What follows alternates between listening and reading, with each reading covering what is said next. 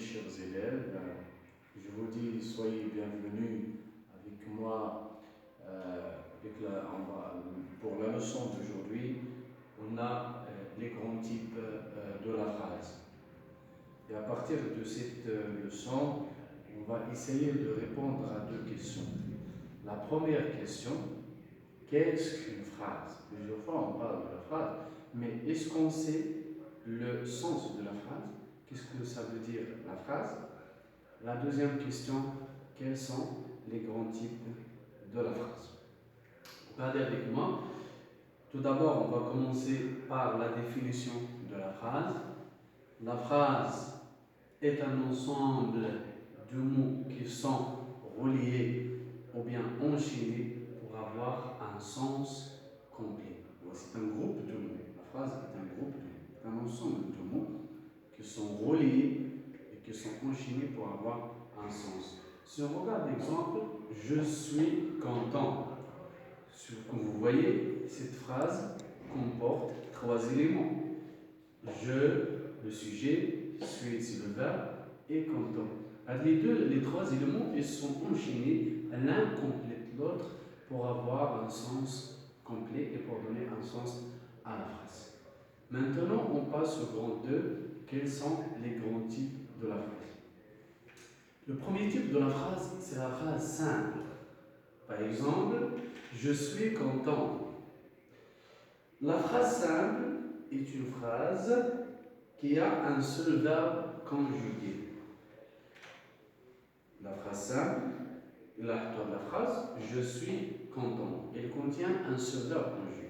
Donc, il s'agit d'une phrase simple. La phrase n'est fait un seul verbe conjugué, ça s'intitule et s'appelle une phrase simple. Ensuite, il est une proposition indépendante. La phrase simple est une proposition indépendante. Proposition, un sujet, un verbe, un complément, ou bien un sujet, verbe, adjectif. C'est-à-dire, pourquoi il s'agit d'une proposition indépendante? Parce qu'elle a un sens complet. La phrase, je suis content, c'est une phrase, c'est une proposition, une phrase qui a un sens complet. C'est le premier type de phrase. Le deuxième type, c'est la phrase composée. On voit par exemple l'exemple. Ahmed est absent car il est malade. Là, ça c'est une phrase composée. Il se compose de quoi? Il se compose de deux propositions. La proposition, c'est comme une petite phrase, pour proposition. La première, Ahmed est absent. La deuxième, car il est malade. Les deux propositions, ils sont reliés et enchaînés par une conjonction de coordination. D'ailleurs, car. Et deux propositions qui sont coordonnées et reliées, enchaînées par une conjonction de coordination, ce sont deux propositions juxtaposées. En même temps, Ahmed est absent. C'est une proposition indépendante. Elle a un sens complet. Et la deuxième aussi, elle est malade, elle a un sens complet. Donc, la phrase complexe, elle contient deux propositions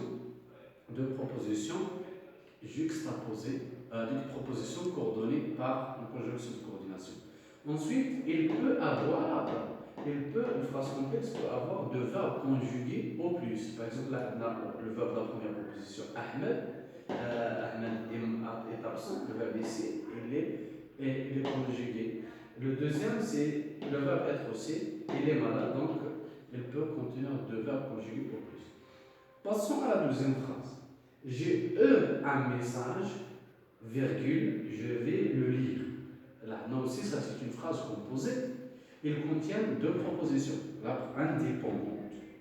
Chaque proposition a un sens complet. La première, j'ai eu un message. La deuxième, je vais le lire. Les deux propositions, elles sont juxtaposées. Indépendantes, juxtaposées. Elles se mélangent juxtaposées parce qu'elles sont reliées et attachées par une virgule. Mais je ne pas une conjonction de coordination, par une virgule. Donc, pour résumer, la phrase composée contient deux verbes conjugués au plus. Elle peut aussi comporter deux propositions coordonnées, yani reliées par une conjonction de coordination car, mais où est donc unique, ou bien par deux propositions qui peut être composées par deux propositions juxtaposées et qui sont reliées par un signe de ponctuation, virgule ou bien un point virgule ou bien deux points. Passons au dernier type de la phrase complexe. Par exemple, j'ai rencontré le professeur qui m'a enseigné. Et là, la phrase, il contient deux verbes conjugués. Par exemple, le premier verbe est rencontré, le verbe rencontrer au passé composé. Le deuxième a enseigné. Donc la phrase complexe, c'est une phrase complexe. La phrase complexe contient aussi deux verbes conjugués au plus. Ensuite, les deux propositions, elles sont reliées par un pronom relatif. Ils sont reliés par un pronom relatif. Donc, et là, j'ai rencontré le professeur, ça c'est une proposition indépendante. Il a un sens complet. La deuxième, qui m'a enseigné, c'est une deuxième proposition. C'est-à-dire la phrase complexe contient aussi deux propositions. La première, elle est la principale. Là, j'ai rencontré le professeur. Il a dit la première. Si on efface la première proposition, on ne va pas comprendre qu'il m'a enseigné la deuxième proposition. C'est-à-dire, elle se détache, elle s'attache à la première, elle relie à la première pour avoir un sens complet. Donc, la phrase complexe contient deux verbes conjugués au plus. Elle contient deux propositions. La première, par exemple, j'ai rencontré le professeur et c'est principal, c'est-à-dire il est essentiel, on ne peut pas l'effacer de la phrase. Principal, indépendant, il est essentiel, important, on ne peut pas l'effacer, et il est aussi indépendant, c'est-à-dire qu'il a un sens complet. La deuxième qui m'a enseigné, c'est une proposition subordonnée.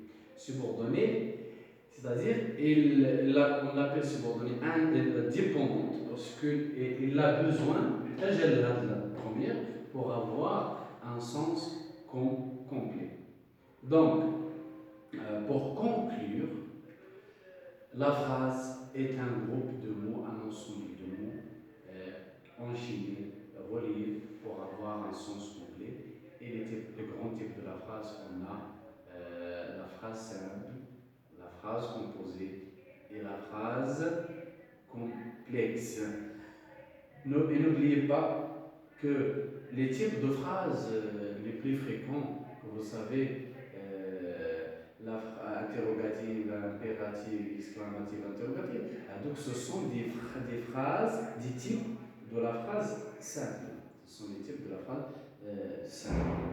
Donc, pour les exercices, je vais faire aussi une vidéo. Je vais partager avec vous les exercices sur mon site pédagogique que je vais